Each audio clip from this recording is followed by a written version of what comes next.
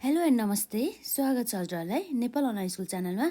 आज हामी यहाँ बिबिए सेकेन्ड इयरको इकोनोमिक्स पढ्न जाँदैछौँ है। त्यसमा हामीले यसभन्दा अघिका भिडियोमा च्याप्टर 1 को जुन हाम्रो इन्ट्रोडक्सन टु द इकोनोमिक्सको हामीले अलरेडी पढिसकेका छौँ र त्यसमा पनि यसै च्याप्टरमा हामीले यसभन्दा अघिका भिडियोमा हामीले यसरी म्याक्रो इकोनोमिक्स र माइक्रो इकोनोमिक्स बीच भिन्नता र अरू के थियो हाम्रो यसमा, यसै गरी हाम्रो यसको युजफुलहरू भयो र साथै हाम्रो इम्पोर्टेन्ट जुन हाम्रो 2 मार्क्सको लागि एकदमै इम्पोर्टेन्ट क्वेसनहरू छ है, त्यसलाई पनि हामीले अलरेडी हेरिसकेका छौँ है। यदि हजुरहरूले हेर्नु भएको छैन भनेदेखि हेर्नु होला, यो प्लेलिस्टमा चाहिँ अभाइलेबल छ।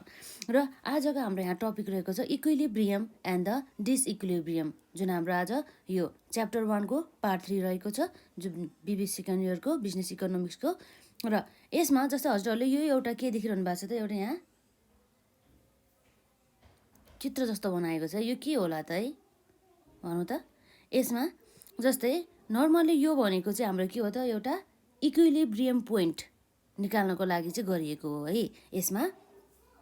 र यो इक्विलिब्रियम पोइन्टमा अब हामीले चाहिँ कसरी बनाएको हो भन्दाखेरि, जस्तै अब सुरुमा हामीलाई थाहा हुनु पर्यो इक्विलिब्रियम भनेको के हो र डिसइक्विलिब्रियम भनेको के हो है। इक्विलिब्रियम भनेपछि अब हाम्रो यहाँ के हुन जान्छ त, त्यो कुरा छ यहाँ पहिला।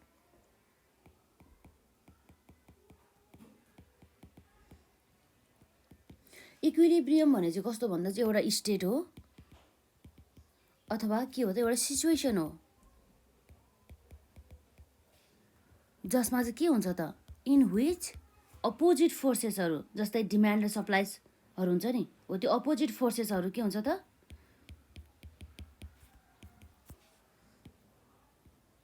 अपोजिट फोर्सेसहरू that is demand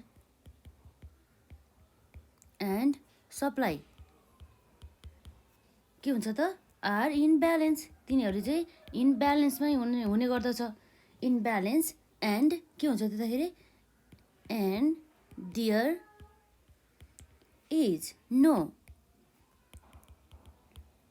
tendency of change over a time. यसरी चाहिँ हामीले यहाँ के दिन सक्छौँ त, एउटा इक्विलिब्रियम भने चाहिँ त्यो एउटा स्टेट अथवा एउटा सिचुएसन जहाँ चाहिँ के हुन्छ त, अपोजिट फोर्सेसहरू जस्तै अब के हुन्छ त, अपोजिट फोर्सेसहरूमा हाम्रो डिमान्ड र के हुन्छ त, डिमान्ड है, demand and the supply are in balance, तिनीहरूको बिच चाहिँ ब्यालेन्स रहेको हुन्छ। त्यो अपोजिट फोर्सेसहरू पनि अपोजिट भए तापनि के हुन्छ त, त्यो एउटा पोइन्टमा आएर चाहिँ ठोकिन्छ भन्न खोजेको हो कि। जस्तै यो भयो एउटा इक्विलिब्रियम, तर ठ्याक्कै यसको उल्टो अर्को हाम्रो के हुन्छ त, डिसइक्विलिब्रियम।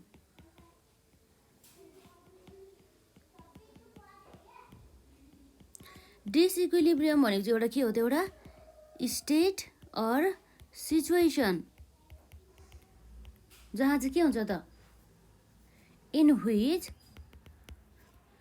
अपोजिट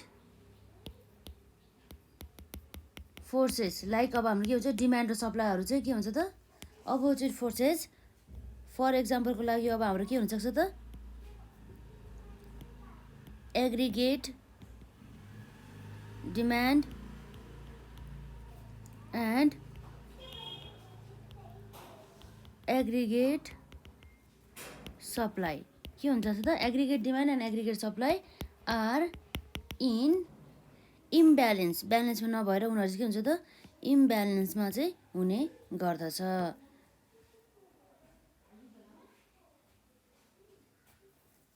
यो भयो है। जस्तै अर्को वर्डमा भन्नुपर्दा के भन्नुपर्छ भन्दाखेरि चाहिँ यस्तो सिचुएसन जहाँ चाहिँ एग्रिगेट डिमान्ड र एग्रिगेट सप्लाई चाहिँ के छ त, इक्वल छैन भन्नु सकिन्छ है। अर हामीले यसलाई के पनि भन्न सकिन्छ त भन्दाखेरि, in other words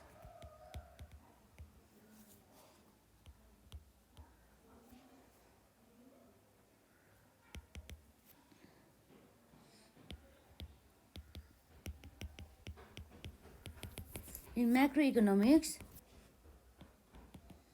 disequilibrium refers to situation in which aggregate demand and aggregate supply के हुन्छ त aggregate demand and aggregate supply are not equal हुँदैन है त्यो पोइन्टमा। र त्यसै गरी हाम्रो इक्विलिब्रियममा चाहिँ के हुनुभयो त यो डिमान्ड र सप्लाई चाहिँ बराबर हुने भयो है। एग्रिगेट डिमान्ड र एग्रिगेट सप्लाई चाहिँ त्यो टाइम अवधिभरमा चाहिँ कुनै पनि चेन्ज आउने भएन जुन हाम्रो इक्विलिब्रियममा है। र यसरी चाहिँ हामीले इक्विलिब्रियम र डिसइक्विलिब्रियम भनेर चाहिँ थाहा हुनु पर्यो। र एकपल्ट हामीले यसलाई ओभरभ्यू गरौँ है त। इक्विलिब्रियम भने चाहिँ के हो भन्दाखेरि एउटा स्टेट अर द सिचुएसन है, जहाँ चाहिँ के हुन्छ त in which opposite forces that is demand and supply are in balance and there is no tendency of the change over a time भयो है। र यसै गरी अर्को रहेको छ हाम्रो disequilibrium, state or the situation in which opposite forces that is aggregate demand and the aggregate supply are in imbalance, or in other words in macroeconomics disequilibrium refers to situation in which aggregate demand and aggregate supply are not equal भन्ने कुरा भयो। यसरी चाहिँ हामीले हेर्न सक्छौँ equilibrium र डिसइक्विलिब्रियमको एउटा कन्डिसनहरू है त। र यसरी अब हामीलाई कहिलेकाहीँ एक्जाममा चाहिँ के भन्छ भन्दा चाहिँ इक्विलिब्रियम र डिसइक्विलिब्रियमको बारेमा चाहिँ हामीले कन्सेप्ट दिनुपर्ने हुन्छ। Explain the following macro economics concept भनेर चाहिँ यसरी इक्विलिब्रियम र डिसइक्विलिब्रियम पनि त्यसमा थप्न सकिन्छ। त्यस्तो अवस्थामा अब हामीले एउटा के गर्नुपर्ने हुन्छ त, हामीले यसरी डेफिनेसन त दियो है इक्विलिब्रियम र डिसइक्विलिब्रियमको बारेमा, र साथै हामीले एउटा चित्रबाट पनि हामीले एउटा के गर्नुपर्ने हुन्छ त स्पष्ट पार्नुपर्ने हुन्छ। जस्तै हामीले यहाँ एउटा फिगर बनाउनु पर्दाखेरि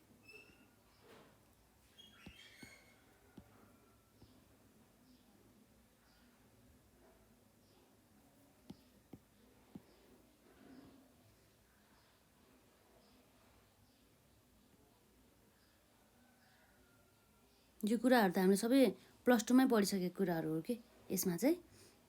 र अब हाम्रो के हुन्छ त, जस्तै हाम्रो यहाँ सुरुमा बनाउनु पर्ने भनेको के हो त, यसमा एग्रिगेट डिमान्डको एउटा चित्र। त्यो एग्रिगेट डिमान्ड जहिले पनि के हुन्छ त डाउनवार्ड स्लोपिङ कर्भ हुन्छ है। कति हुन्छ डाउनवार्ड स्लोपिङ हुन्छ जहिले पनि यसरी है, डाउनवार्ड स्लोपिङ हुन्छ यो है। यसलाई हामी के भन्छौँ एग्रिगेट डिमान्ड। र त्यसै गरी अर्को हाम्रो चाहिँ के छ यसमा एग्रिगेट सप्लाई हुन्छ, त्यो चाहिँ जहिले पनि के हुन्छ त अपवर्ड स्लोपिङ हुन्छ, अपवर्ड स्लोपिङ हुन्छ यसरी है। यसलाई हामी के भन्छौँ एग्रिगेट सप्लाई। र जुन हाम्रो यो दुईटा पोइन्ट एग्रिगेट डिमान्ड र एग्रिगेट सप्लाई त्यो जुन क्रस भएको एउटा पोइन्ट छ नि, यसलाई यो पोइन्ट भनेको चाहिँ हाम्रो के हो त इक्विलिब्रियम पोइन्ट हो कि यसरी हामीले बनाएको यो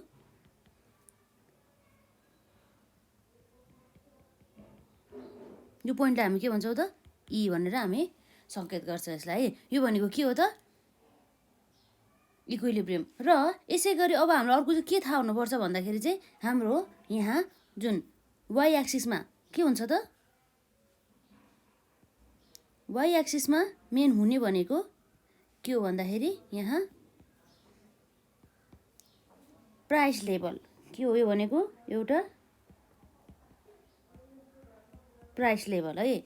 र यसै गरी हाम्रो यता छ हाम्रो एक्स एक्सिसमा के हुन्छ त एग्रिगेट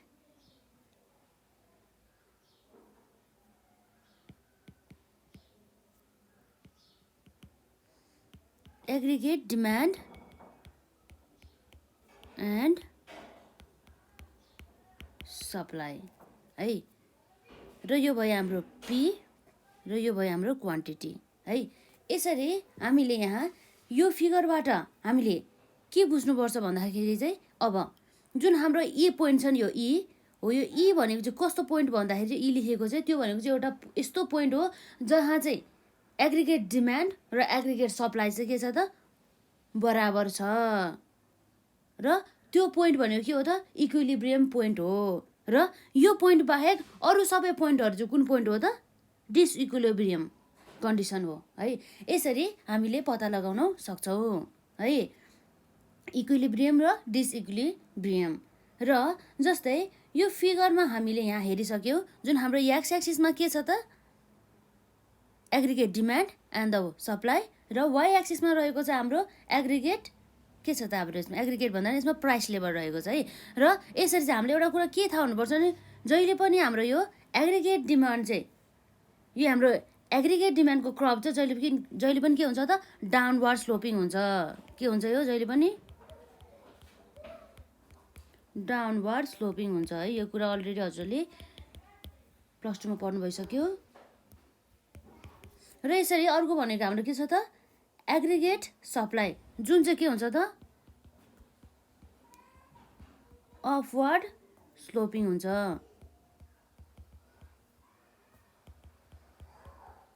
अपवार्ड स्लोपिङ र डाउनवार्ड स्लोपिङ हुने गर्दछ है यो त। र यसरी चाहिँ हामीले के बुझ्नुपर्छ भन्दा चाहिँ हाम्रो पोइन्टमा जुन हाम्रो ओपी भनेको यस्तो प्राइस लेभल हो। के हो त ओपी भनेको यस्तो प्राइस लेभल हो जुन चाहिँ के हो त जहाँ चाहिँ इक्विलिब्रियम चाहिँ हामीले भेटाउन सक्छौँ। पोइन्ट ई भनेर हामीले बुझिहाल्यो है। यहाँ चाहिँ अब के छ भन्दाखेरि चाहिँ अब हामीले चाहिँ यहाँ लेख्नु पर्दा चाहिँ है यसो भने लेख्नुपर्छ। यसमा कस्तो भन्दाखेरि हामीले यो एक्स एक्सिसमा aggregate demand and the supply र वाइ एक्सिसमा प्राइस लेभल र यो ई भनेको चाहिँ अब हाम्रो के भयो त भन्दाखेरि इक्विलिब्रियम पोइन्ट हो भनेर चाहिँ हामीले भन्न सक्छौँ है। र त्यसका साथै अब त्यो पनि लेख्नु होला प्लस अर्को एडिसनल यहाँ के थप्नु होला भन्दाखेरि अब दिस टु कर्भ के छ त this two curves are intersecting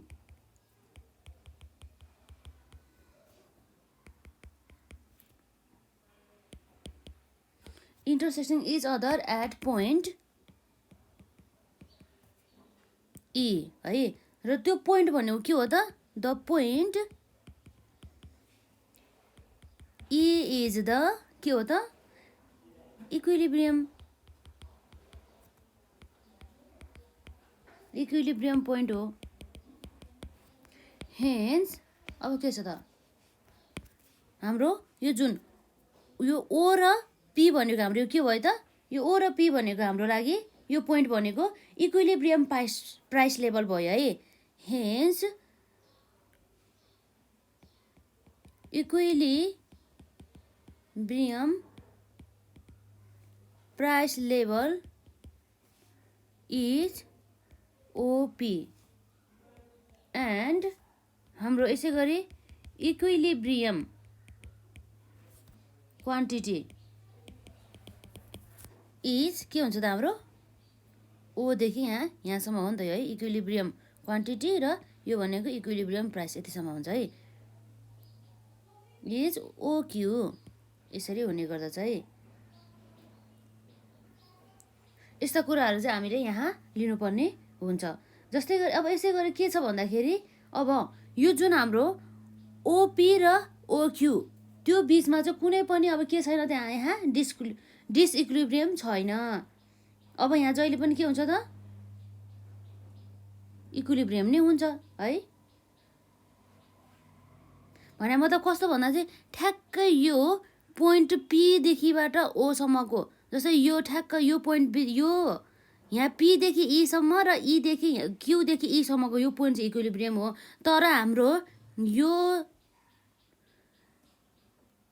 OP P भन्दा तल र पी भन्दा माथि र साथै ओ भन्दा माथि र क्यू भन्दा के हो त क्यू भन्दा तल र क्यू भन्दा माथि यो चाहिँ के हो त डिसइक्विलिब्रियम सिचुएसन हो। इक्विलिब्रियम पोइन्ट हुने भनेको जस्ट यसमा मात्रै हो कि हामीले है यो मात्रै हो है। यसरी चाहिँ हामीले बुझ्नुपर्ने हुन्छ। इक्विलिब्रियम एन्ड डिसइक्विलिब्रियममा मेन विशेष गरी भनेको यति नै हो है। र एक्जाममा राम्रोसँग प्रेजेन्ट गर्नु होला है। हामीले भन्नु भनेको यो हो एग्रिगेट डिमान्ड एन्ड एग्रिगेट सप्लाईको बारेमा। अब हामी यहाँ एउटा अर्को महत्त्वपूर्ण कन्सेप्ट हेर्न जाँदैछौँ। त्यो भनेको के हो भन्दाखेरि stock and the flow variance.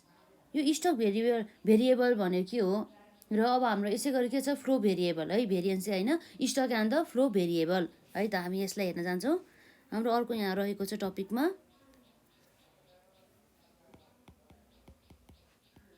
Stock and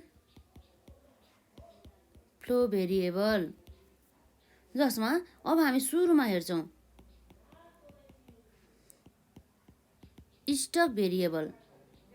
main stock variable भनेको के हो भन्दाखेरि यो स्टक भेरिएबल भन्नुको अर्थ के हो भन्दाखेरि चाहिँ यो द म्याक्रो इकोनोमिक्सको यस्तो भेरिएबल हो जसलाई चाहिँ के गर्न सकिन्छ, मेजर गर्न सकिन्छ एउटा पोइन्ट अफ अ टाइममा। केमा त एट अ पोइन्ट अफ टाइममा चाहिँ के गर्न सकिन्छ त, मेजर गर्न सकिन्छ। जस्तै यसको फर इक्जाम्पलको लागि हामीले कसरी लिन सक्छौँ भन्दाखेरि जस्तै अब हाम्रो के छ 31 असाढ 2076मा हो। यसको यो 76को इयर इनमा हुँदाखेरि हामी ठ्याक्कै यसको चाहिँ त्यो डेटमा असाढ 31 गते 2076 हो, त्यो डेटमा चाहिँ अब ठ्याक्कै एक्ज्याक्टली त्यो पोइन्ट अफ अ टाइममा चाहिँ स्टक कति थियो त, भ्यालु अफ द स्टक अथवा क्लोजिङ स्टक कति थियो त भन्ने कुरा चाहिँ हामीलाई मेजर गर्नको लागि चाहिँ हाम्रो सबै यो स्टक भेरिएबलले चाहिँ के गर्छ त, हेल्प गर्ने गर्दछ होइन। अब हाम्रो यो स्टक भेरिएबलले चाहिँ at a point of a टाइमको मेजर गर्ने काम गर्छ। तर अब यसै गरी अर्को हाम्रो रहेको छ फ्लो भेरिएबल। फ्लो भेरिएबलले चाहिँ के को कुरा गर्छ भन्दा चाहिँ यसले त्यो म्याक्रो इकोनोमिक्स सबको भेरिएबलहरूलाई मेजर गर्छ।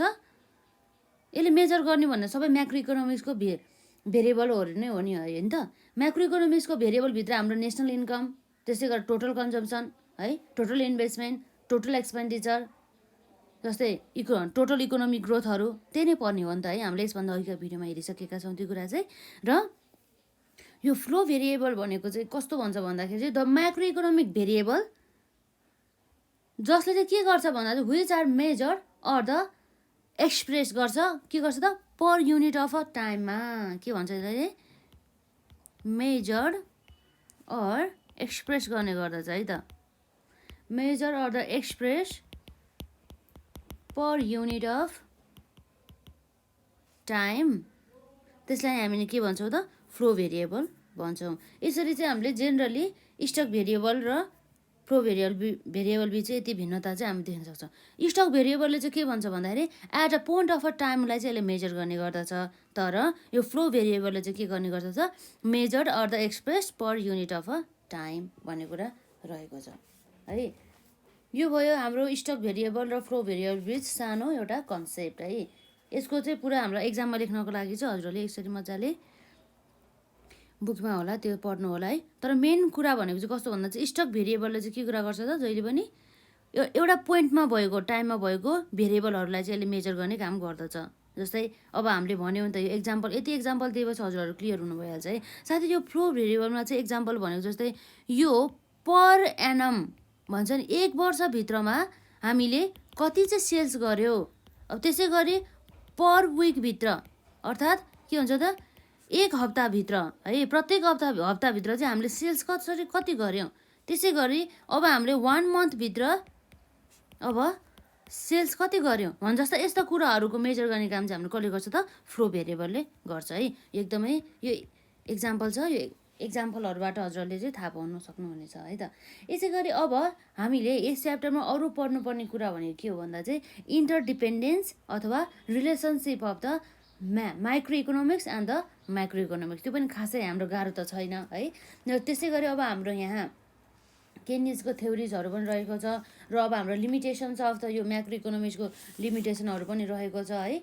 अब त्यसै गरी अब अर्को हाम्रो रहेको छ यसै च्याप्टरसँग सम्बन्धित types of the macro economics, जसमा अब हामीले देख्न सक्छौँ है macro static analysis, comparative macro static analysis र अर्को हाम्रो लास्टमा रहेको छ म्याक्रो डाइनामिक एनालाइसिस है। त्यसको बारेमा चाहिँ हामी यसरी फिगर नै बनाएर चाहिँ राम्रोसँग पुरै हामी डिटेलमा पढ्छौँ है त। तर आजलाई चाहिँ हामी एउटा यो एग्रिगेट डिमान्ड र एग्रिगेट सप्लाईबाट हामीले इक्विलिब्रियम एन्ड डिसइक्विलिब्रियम पत्ता लगायो र अर्को हामीले स्टक र फ्लो भेरिएबलको बारेमा सानो जानकारी लियो है। यो एकदम कन्सेप्टहरू एकदमै इम्पोर्टेन्ट रहेको छ र हजुरहरूले यदि यसभन्दा अघिका भिडियो हेर्नु भएको छैन भनेदेखि हेर्नु होला। त्यसमा हामीले एकदमै महत्त्वपूर्ण कुराहरू चाहिँ यसरी पढिसकेका छौँ है त। र आजलाई यति नै।